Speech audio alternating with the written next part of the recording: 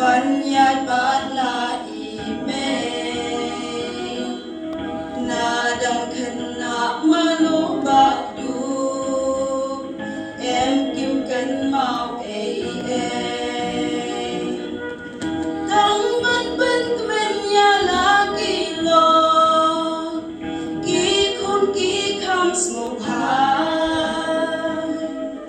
หาบาวันลับกี่จินเจนจานกูไม่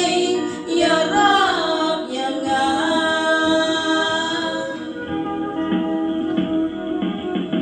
กี่นับberkat ban suban sai adalah hatiku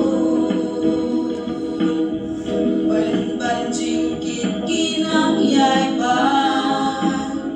jingku selai kinang burung akor syair hai tang jing yashu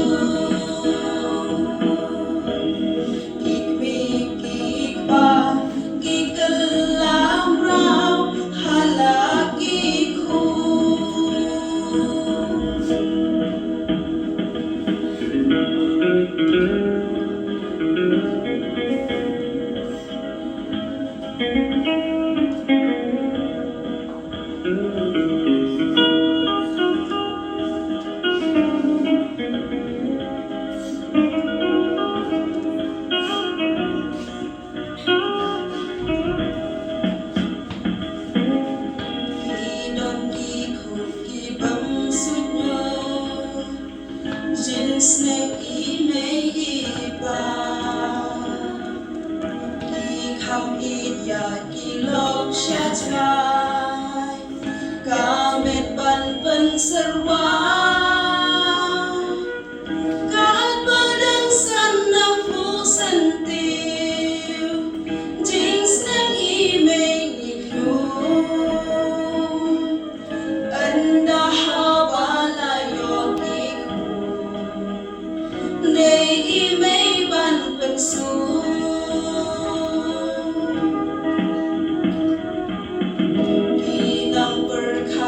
suban sai adalah hatiku ban jingkit kinang yai ban jingku selai kinangku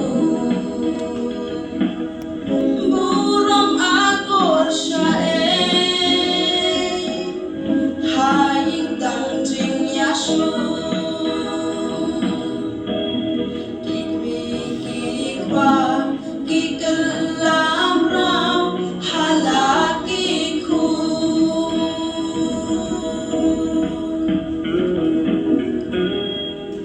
Bless you.